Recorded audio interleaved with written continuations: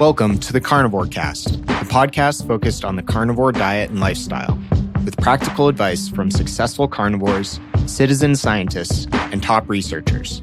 I'm your host, Scott Meslinski, and I'm here to speak with experts and experienced carnivores to get answers to your biggest and meatiest questions while helping you live your best life as a carnivore.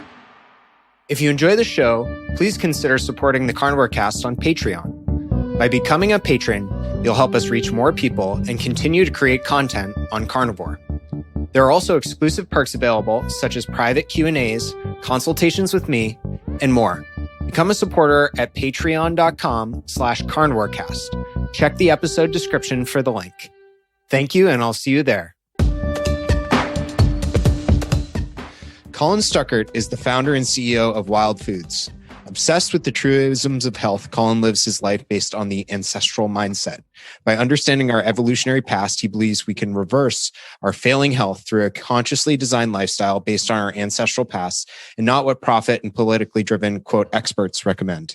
He has a mission to save as many people as possible from the dangerous dogma promoted by bad science, big pharma, and big food. And we'll get into what that means. Colin is also the host of the awesome Ancestral Mindset podcast.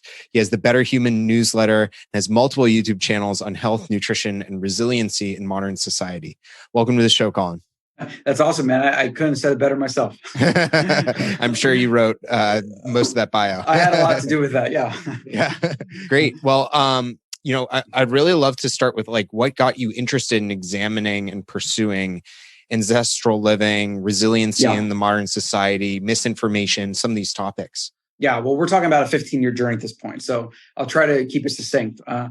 High school was like, hey, I want to be fit. I want to have abs, young guy. I want to impress the lady. So let me get in the gym. So I got Gold's Gym membership. I kind of fell in love with it.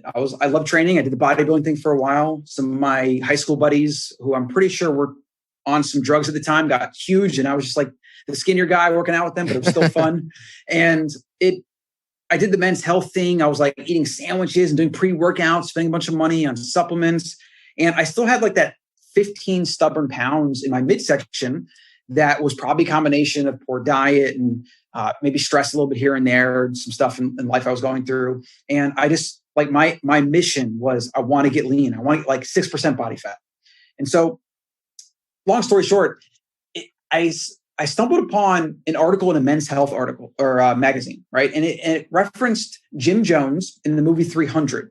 Which is actually what helped a lot to propel the CrossFit phase at the time, because the actors were super lean and ripped and they literally had the body that I wanted. And so I'm like, okay, this is cool. I can do the 300 workout every day and maybe I'll get the body of my dreams. And I saw a link to CrossFit at the bottom of like the article or something. And so I type it in the browser, I go to it. And that night I remember just going in this like deep rabbit hole, like watching all these CrossFit videos, early CrossFit videos of these super ripped chicks, like doing these crazy workouts with rings and barbells and stuff. And I'm just like my mouth is just open the entire time watching this. Like, what am I looking at right now? Like, it even took me a while to figure out that this was like an exercise routine. And I just went in that deep rabbit hole for about a week, just watching every video, reading everything. And I actually booked a certification that weekend on the other side of Florida to go. And for whatever reason, it just called to me. I'm like, I want to do this. And I did it. And it was like $2,000 certification. And it was literally a life-changing thing. And so I got heavily into CrossFit and started getting some results, started getting leaner and fitter and stronger. And my body was definitely adapting better than the kind of bodybuilding, standard thing that my buddies were doing. I think just my lean figure was more suited for something like CrossFit and functional fitness. And maybe a few months into it, though, I was still like, why can't I get this midsection leaned up? Like, I still got this 10 pounds here. My pelvis kind of leans forward. So I get like a little bit of that midsection, like love handle fat that like looks like have more fat there than I do. And I was just getting really frustrated. And I don't remember exactly, but it was an article referencing the Paleo diet. And I just like started reading it and I was like, this is really interesting. It's making a lot of sense. And I think that was when I started getting heavily into cooking at that point. I was just like a convert. I was like, okay, I'm going to cook my meals. I'm going to eat like paleo, doing a little bit of the zone diet at the time where I have blocks, but I was doing it from a paleo approach of like quality food. And I remember like soon after I started feeling better. I was performing better. I started getting leaner. And honestly, like since then, like it was just that final light bulb moment to which I said, if I eat real whole foods, I look better, perform better, and I'm finally reaching the goals I've been after for years. Something's going on here, right? Like, this is just the answer. This is like now my religion or whatever. And that was like, 10 years ago. And then it led me to, become obsessed with sourcing and, buying big bags of whey protein from Australia because I wanted like the highest quality grass-fed whey, and just all these different things that eventually led to like Wild Foods and what I'm doing now in Austin. And even now in the past few years, I've kind of expanded it get into ancestral psychology and how people think. And then it's even led me to things like what's going on in 2020 and challenging the status quo. And, if society is sick, I want to opt out of society. I want to do my own thing. I want to be self-aware. Yeah. So, and then now we're here today. Yeah, super interesting. And it's funny, I went through a similar journey in a lot of ways. My background wasn't bodybuilding, but it was lightweight rowing, and come from a similar dietary dogma. And then finding CrossFit and finding Paleo sounds super familiar. It's funny. And what got you more interested in some of those other topics that you've pursued more recently, like opting out of society and ancestral psychology, and can you chat a little bit more about what those mean to you? Yeah. So Sapiens was a pivotal book for me. Also Daniel. Love that book. Yeah. Daniel Lieberman's Story of the Human Body. I kind of read all the mainstream anthropological biology, history type books. But Sapiens was one of the ones that really tied things together and brought a lot of things that I had been like thinking and seeing in different places. Cause I didn't do college. Like, I dropped out early, and I don't have like an evolutionary biology or psychology background from like a traditional sense. So there's like a lot of gaps in my understanding of things, but it really led me into wanting to read more about everything from an ancestral perspective. And that eventually kind of led to the idea of the ancestral mind and how to think. Like, if you can think ancestrally, that's your best bet to combat the mismatch of our modern environment. And then, so that was like from a health perspective. Obviously in 2020, like a lot of craziness has been happening, but I started seeing on a grand scale the manipulation and the control of really the masses. And I'd always kind of prided myself on it as an iconoclast. I always thought differently. And a lot of people are every year gaining weight. I'm getting stronger every year. I'm getting fitter every year. And so I always kind of self-identified that way. But when I saw in 2020, there was something about it that made me really sad and even like worried, like where are we headed? And is there going to be nobody that understands me? Like, it's just something I've been struggling with. And so, I very much want to help as many people as possible. But when I started seeing the why behind a lot of these things, and why do people want the easy route, and why do they just the easy, convenient food, and they want a vaccine, and they want this, and they want that. And a lot of it is explained from our ancestral past. Tribalism, racism, wars, killing. I mean, everything that humans have done throughout history. If you look back before pre-agriculture, you see how the creation of personal property led to war, to hierarchy and power, and all these different things that have happened because we are designed as egalitarian hunter-gatherers. We're not designed to live in a world with 6 billion humans, and we're going to evolve out of it as long as we don't blow ourselves up first. I'm confident of that, but along the way, a lot of people are going to suffer, and there's a lot of consolidated power things happening, and people have control and money and all these different things that have certain agendas, and they think they're the savior of the planet, and they want to control our food supply and all the crazy different things you can go into. It just made me very startled for, I have 2 kids now. Like, what is my son going to grow up into? And I've actually had to distance myself from it a little bit because it's like, these are like dark rabbit holes that were consuming my mind. And I'm kind of getting back to my core of just like trying to help people and bring awareness, and not just like, yelling and complaining about all the craziness going on. So it's definitely a struggle. Yeah, I can totally relate. And I'll add one book to your list that you might really like, The Lessons of History by Will Durant. It's 120 pages, goes through, very similar to Sapiens, has chapters on like how we developed culture, how we developed food. Mm-hmm. And it draws analogs and like threads through time, through all these situations and civilizations. Yeah, Durant's amazing.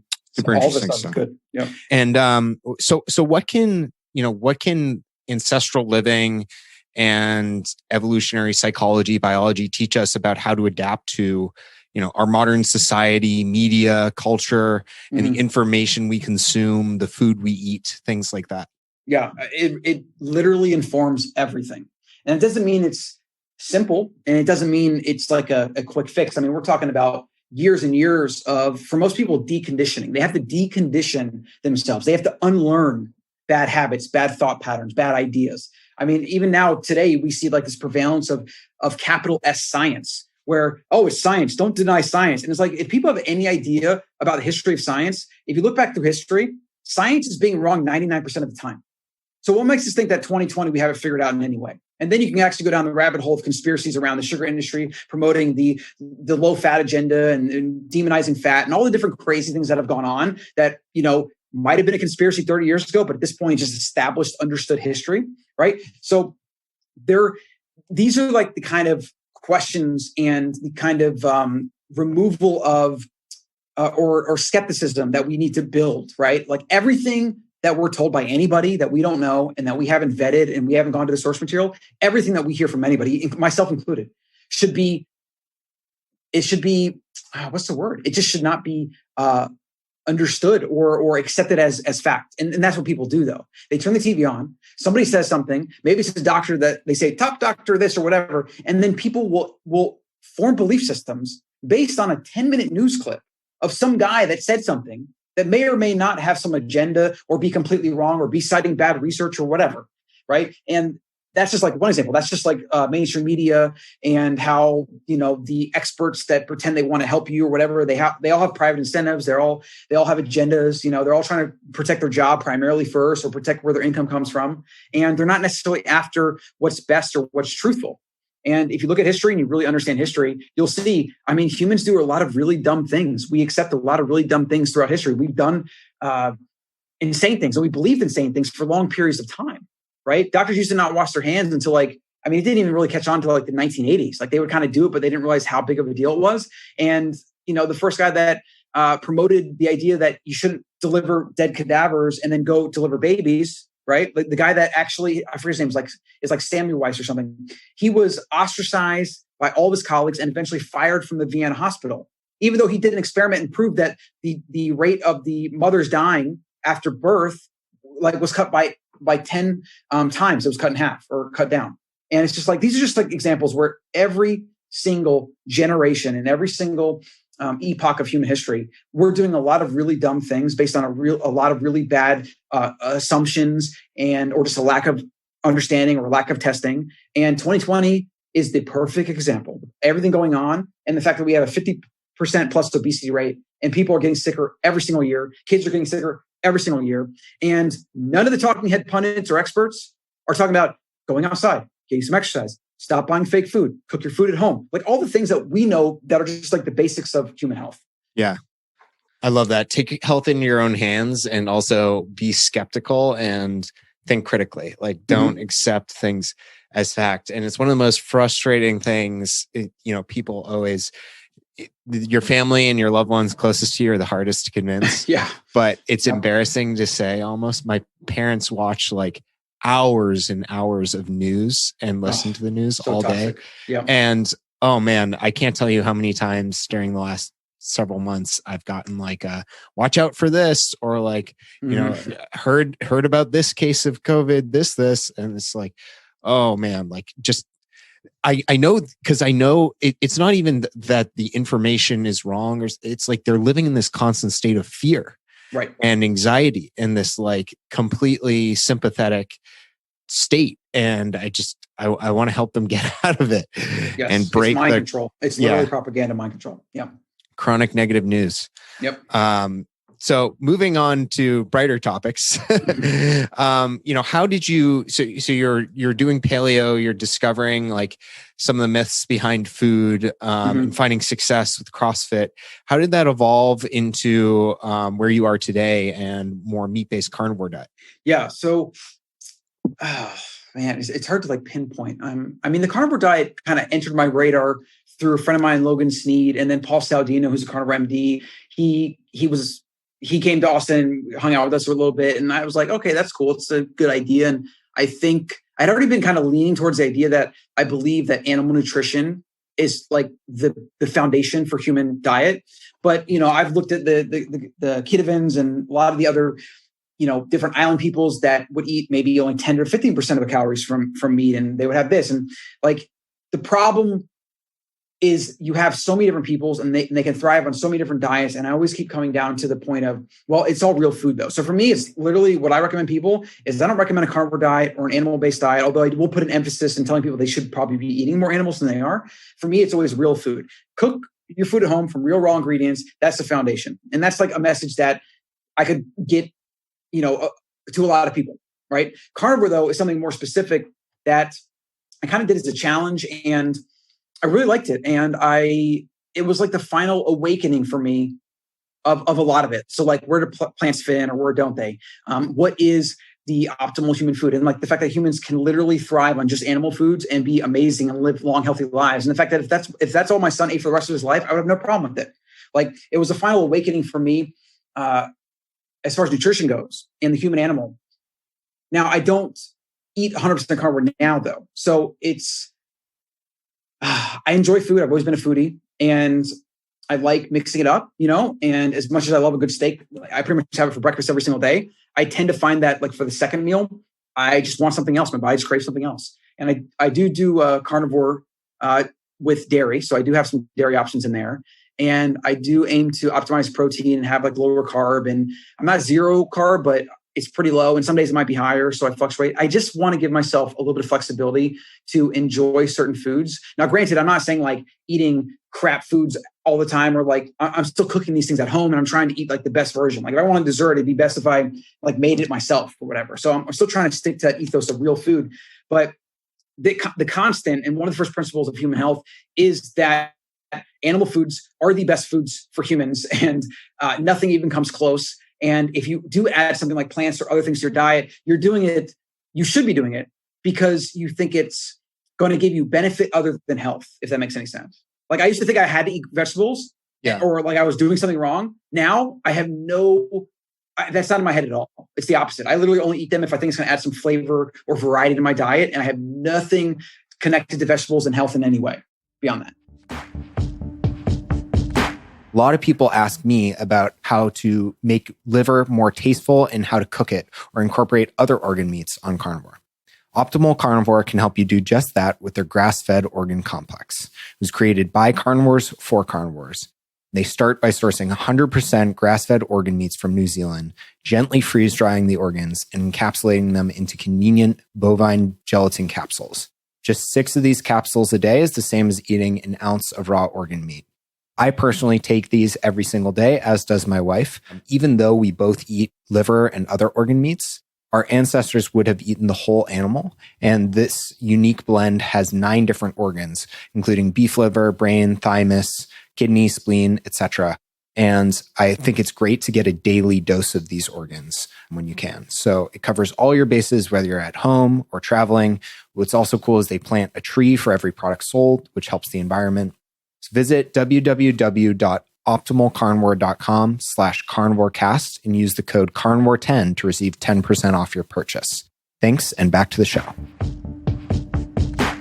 I'm the exact same way. I did 3 years of an incredibly strict carnivore diet. No dairy, no cheats, no carb ups, nothing. And then, over the last year, I've introduced a lot more foods to my diet, and it's still meat-based. And I don't think carnivore is black or white. I think that type of thinking is not helpful for people. And I preach this all the time, but I find it, especially when you're focusing on whole foods, when you don't have autoimmune conditions, when you feel good basing your diet on meat, often it can be beneficial. And I love how you bring in the lifestyle factors and like flavor and things like that to introduce other foods and enjoy them. Yep, totally. Yep. And how about you mentioned trying to optimize protein, keep carbs pretty low. Do you like track your macros or just have a rough sense? How do you think about that, and what do you aim for? No, I mean, every time I've ever told myself in my life I was going to track my macros, it lasted a day. And I still sometimes try to convince myself I'm going to do that. Right. I'm actually working on a video that I think is going to be pretty cool. But what I'm trying to do is I'm going to do this test where I take a bunch of different proteins and a lot of common foods I eat, and I'm going to measure them. I'm going to weigh them to get a bird's eye view, and I'm going to document all this with like photo and video. I want to be able to look at a piece of meat and get an idea of how many ounces it is, and then just intuitively grasp how many grams of protein it is. Now, there are some rough estimates of this where like 4 ounces, if it's steak, I think is like, 25 grams. Yeah, something like that, right? And chicken's a little bit like more, and then salmon's less. So, but I want to build something where I can intuitively look at these things, and then I can toggle basically a little bit more steak, a little bit more chicken, or another piece or whatever to reach, for me, a protein goal. So the only thing that I try to optimize for and eat more of is protein, because I tend to eat more energy. And if you're familiar with Dr. Ted Nyman's work, he was on our podcast too. Yeah, I just had him on. It's amazing. So having him on the show was my last epiphany for food, right? But it was from a macronutrient balancing perspective.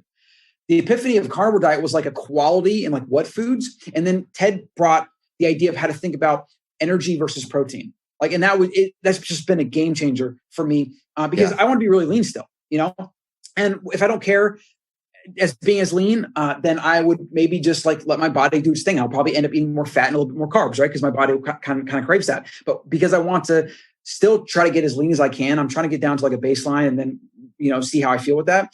I struggle with eating enough protein. So really anybody that cares about weight management and just to make your diet simpler, if you focus on protein and then you fill in the gaps with the other things, basically energy, which is carbs and fat, your body, protein is just so filling. For me, it's more satisfying than fat. I could eat fat all day long, but protein, I really struggle to get it down. And I know some people say the reverse, but I just find that fat does not have high satiety for me. And so when I optimize protein, I put less room in my stomach basically, and I fill my appetite more so that I'm eating less energy. And this helps me more easily maintain leanness when I'm more strict with it, I just lean up like within days. I can very easily kind of tell if I'm eating too much energy or too much protein. So it's like the final piece of the nutrition puzzle, like animal focus, then optimizing protein and balancing energy. And like you can build an intuitive way to eat where you don't have to measure and track and do all these crazy things, but you should have an intuitive sense of how much protein you're eating.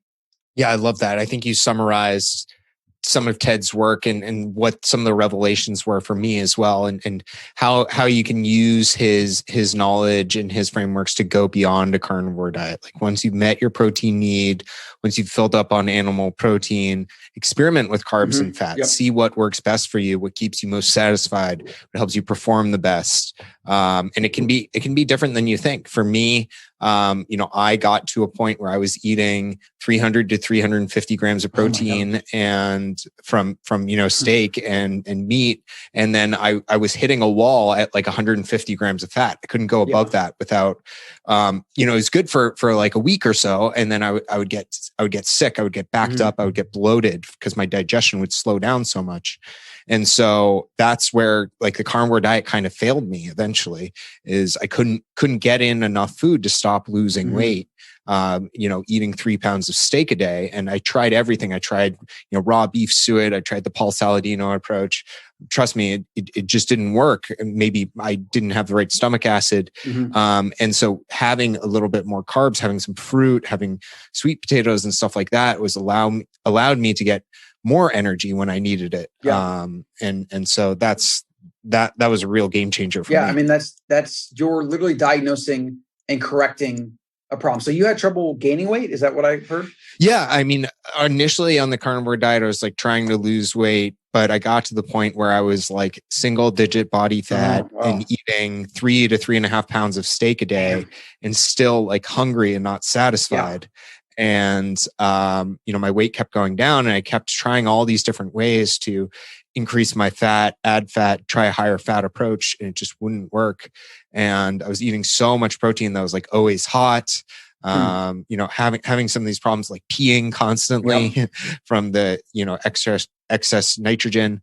And so I needed to find a way to change that energy side of the equation. Yeah, that's actually interesting. Now I think about that. I mean, if you think about it, carbs are just really good at helping you store fat. I mean, they mess with, hormones in a way. And if you have trouble putting on weight, you actually want a boost of hormones to help. Maybe you want some insulin in there to help with, storage and whatnot. And it's also something I think about a lot with the carnivore diet. I think that it's not ancestrally appropriate to just eat meat every meal, every day, because I don't think our ancestors could have ever done that, even if they wanted to. Now, maybe you have like the Plains Buffalo Indians where like every meal they're just gorging on bison, but I don't think most hunter-gatherer societies would have been able to do that. I mean, if you look at some of the hunting success numbers, I think it was maybe the Hadza or a similar group in Africa where the anthropologists followed them around and tracked how often they were successful hunting monkeys, which is the primary, game that they would hunt. And they were successful like 10% of the time. And it's like, they're definitely subsisting on some plants and maybe some fruit or whatever the rest of the time. And maybe that's helping them keep weight on to sustain them for when they get that super, protein, nutrient rich meat that was coming in maybe a couple times every 10 days or so. Right. So I think this is where carnivore diet plus something like intermittent fasting, and then maybe a little, plant and fruit or whatever here and there, it just ends up being the most ancestrally appropriate diet for most people. And of course, you even get into the thing like equator, where if you're closer to the equator, usually your ancestors would have eaten more fruit and more carbs, and you get closer to the poles. And let's say the Inuit, they ate just basically fat and protein, right? So there's also that genetic variation there where, I feel like for someone like me, is just, I would say, middle Europe, I think I do a little bit better with a little bit of carbs, right? And just trying to get more protein in. And so, yeah, it's really fascinating. Yeah, I'm very similar. And moving on a little bit to your company, Wild Foods, what prompted you to start that? You talked about the protein powders a bit. Where did that come from, and how has that evolved?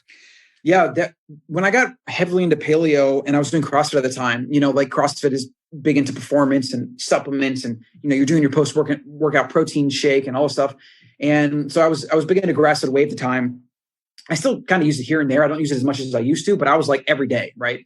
And I was concerned because you can get like any of the big whey protein brands, and they are just like lifeless, dead powders that I almost always felt bloated after, and I didn't think were good for me. I didn't know how they were made. I didn't know where they were sourced. Like even today in the supplement industry, there's very little information about how things are made, right? And so I was like, let me just find a farm or a really good manufacturer and try to find the really good stuff. And at the time, non-denatured was a thing. And so grass-fed whey, non-denatured was what I was looking for. And I found a really good producer where the cows are in Australia year-round, super happy and healthy, no antibiotics and whatever. And the milk is actually made with the proprietary technique in the States. And it smells like milk. It tastes like milk. And I was just sold. I just loved it. And so I bought this for myself in big bags where I would have these like 20 kilogram bags, which is 44 pounds, like these huge bakery bags where I'd cut it open and just powder would go everywhere. And I was just like using that for myself. And I was making like at the time bulletproof coffee. And I was like doing I was doing like basically a fat fasting in the morning, skipping breakfast. That was another big, aha for me, was getting into intermittent fasting. And I just started using that way. And then eventually I was like, okay, let me take the same sourcing methodology. Let me get an MCT oil because I'm using MCT. I don't really know how it's made. Like Asprey had his brand. He like said this or whatever. I didn't really know. And I was like, maybe I can just buy it in bulk and use it for myself. And so it just came down to like an obsession with, I want to only put the highest quality foods in my body. And this is way before carnivore. So like, I didn't have the idea that like plants were bad for me or anything. And I still don't think they're bad, but I just think they should be used strategically. And so that just led from one thing to the next. And eventually I was like, I have all this whey protein. Maybe I could sell it on the Amazon. And I literally listed that listing. It was like November, or it was 2014 November. And I listed on Amazon. And in January, I did like $500 in sales with nothing but putting a listing up and some bullet points and like a few pictures. And I've always been an entrepreneur, and I was like, wow, this is interesting. What's going on here? And then so I like scaled up, and the next month I did double sales. The next month I did double the sales. By the end of the year, with like 2 or 3 SKUs, I did $500,000 in sales on Amazon out of my 1-bedroom apartment in Austin, Texas. It was just insane. And I was like, okay, wow, I'm onto something here. And I doubled down. And I literally, for the next 5 years, invested every penny I had, and some I didn't, that I borrowed from my mom. And I did the whole like full-blown entrepreneurial thing. And I mean, I've been doing that for years. I had a couple other businesses in Florida, but this was like a completely different animal. And it was numbers that I could never even have fathomed. Like just, we reached $1 million in sales the next year, actually. And that's what I've been doing ever since. And then, there's been a lot of struggles and a lot of things, and I launched a lot of products, and then I consolidated, but it's really kind of around the same sourcing methodology, that real food, natural, as close to nature as possible ingredients. I only want the best for me and my family. And I think that there's enough people out there in the world that if I can offer them that and they can trust me and they can trust that I will never sell anything that I wouldn't use myself. And if I make that the standard for the company, that make that our why, then I think, we could probably have a good business doing that. And it's worked out so far. Yeah, that's a really awesome mission. And I think it really comes through in everything you put out and a lot of the content you share, Colin. Yeah, appreciate that. And what advice would you have for business owners and entrepreneurs in the age of COVID and like 2020 and the times we're all going through? Yeah. Well, we don't have all day because I could go all day on that. But I guess if we put some constraints on the question, let's think about it from like a COVID perspective. So every obstacle is an opportunity. I'm sure a lot of your listeners have read, Ryan Holiday's work and the obstacles away and things like that. But it's so true. A lot of my friends, they're younger, entrepreneur, whatever, like almost across the board, everybody has said they're doing better, right? Because they've been able to take hard things and maybe adapt and find growth and opportunities and whatever. So like, I would say the first tip is just to open your mind to what new things are there. And as we know, based on the universe, which the only constant in the universe is change, everything is in flux. If you don't already have a growth mindset, if you're not already constantly looking for opportunities, if you're not already trying to basically out-innovate yourself and replace yourself with something that you created, somebody else will do that, right? So it's just one of those things like the people in 2020 probably don't need my advice if they're doing well because they've already done this because that's kind of who they are. But if somebody's struggling, I'll try to, maybe give some advice for those people. I would say that as more people move online, more people want solutions, easy solutions, and trusted solutions to problems. And so like when you put out content, and a lot of business owners forget this, content is supposed to help somebody in some way. It's not just supposed to be like, because you're writing some words and you want Google to pick it up. Like that kind of content doesn't do well. Like people want to be inspired or motivated, or they want a very specific problem and they want help with that problem. They have a problem, they want help with it, right? So if people aren't already, putting out videos and podcasts, and again, I'm not saying like big production value here. I'm like literally the technology today is like an $80 mic and your webcam on your computer or your phone. There's no reason people can't be putting out valuable information that will attract your core audience related to whatever your product is. And so the one very specific thing that I'm glad I thought about it is I've been doing my second YouTube channel where I've made a point of not doing high quality videos. So what I do is I take my iPhone, I put on landscape mode. A lot of times I'm in my car after I'm like at the coffee shop. I put my AirPods in, or you can use any like headphones. And I just like talk about something for 5 minutes. And it has been such a rewarding thing for me. And ironically, that channel is actually growing. And I've done nothing but post videos. It's actually crazy. If everybody just did that, think about the benefits you would get. You would become a better speaker. You'd become better at distilling thoughts for your business or what you're passionate about or whatever it is, right? And you can keep it on within your niche and you can appeal to your audience. And like, that's what I recommend. Or you could just do a video about whatever you're struggling with or whatever you're thinking about or whatever. And you're always going to find people that will appreciate it in some way, as long as it's useful, of course. And either way, if you do that consistently, after a year, you will have made 300 plus videos. You'll probably have eliminated the ums and likes and ahs from your vocabulary because you've cringed as you watched yourself play back those videos.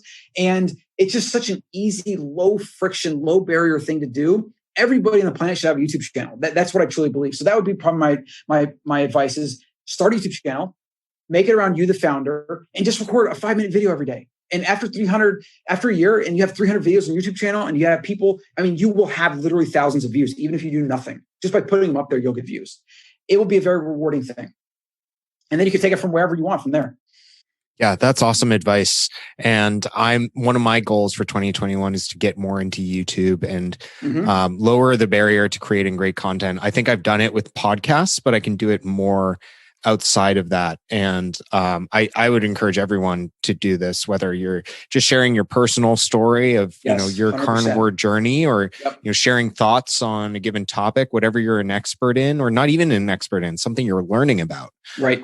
Share that journey with people. And I followed your new YouTube channel, Colin, and I think it's great. You're putting out great content. I appreciate that. So that's fantastic advice.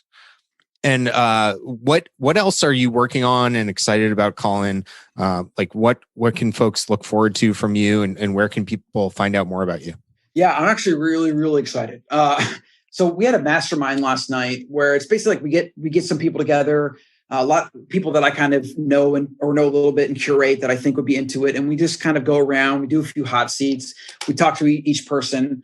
And I keep coming back to this idea of like, how can I help people become better? How can I help them think better, become self-aware? Because like at first it was like how to help people eat better. Now, you're kind of in that same space where it can be frustrating at times where you know exactly what people need to do, but then they just don't do it, or they do it for a week and they stop. And that, like, it can be frustrating as somebody and that puts that out there.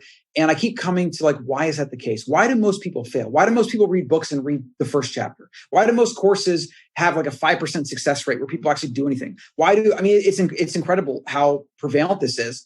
And my mission now, and I haven't really quantified this, but it's going to seep through all my content. I want to somehow help people become better humans. And I keep coming down to, it's about how you think. It's about your mindset. It's about removing bad thought patterns, replacing them with good ones. It's about focus. It's about really, at the end of the day, it's about how you think. I mean, everything in life is about your brain and how you think. And if you have bad thought patterns or bad things you haven't worked through from your childhood or whatever, you're never going to be successful with things that you aren't already successful with, or because you would have already been successful. It's a very strange thing. It's like everybody wants all these things, but the reality is that every day that goes by in your life, the things you don't have, and especially if you're not making progress towards them, there's not really anything that's going to change in your life. Therefore, unless you make a drastic change and you become a different person, you should know that you're not going to do those things you want to do. Right. And this is just kind of that these hard truths sometimes. Like we delude ourselves into convincing ourselves that like, if I just want something, that's all that matters. Right. I want it, so I'll get it, or I'll just want it and it'll just show up one day. But desire, and wanting things, like everybody has that. But very few people ever become fully self-actualized, thriving humans.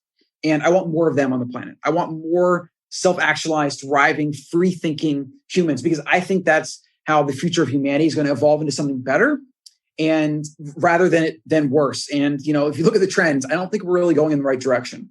So I'm just really, really passionate about trying to get people thinking better, get them becoming more self-aware, get them better habits, right? And using a combination of, understanding evolutionary psychology and biology for sure, but that's just like one piece. And then I want to focus on how to be in the moment, how to do a lot of what like Buddha talked about, or any of the spiritual teachers talk about, of like removing the mind and removing the labels and removing the judgments, and just kind of getting down to a baseline of peace of mind, and then building on top of it the things that you want, and living a fully actualized life. And, after making a little bit of money, and having a little bit of success, I've realized how little money you actually need to really be safe and secure. Because if you have kids, you want money for security. Like everybody wants that. That's like a human drive. But you don't need a lot of money to do that. It's really incredible.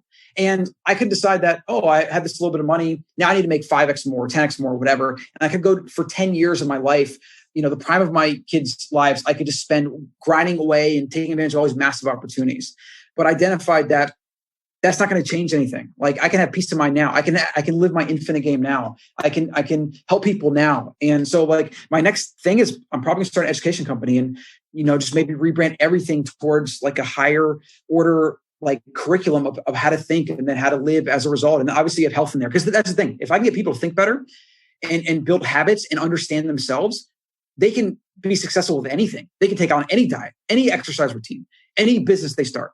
Right? It's always going to come back down to how they think, though. That's the core. And I think that's just like the highest I can go with trying to help build better humans. Man. So I'm excited about. Yeah. You're going to help work, so though. many people. I got a lot of work. Yeah. Yeah.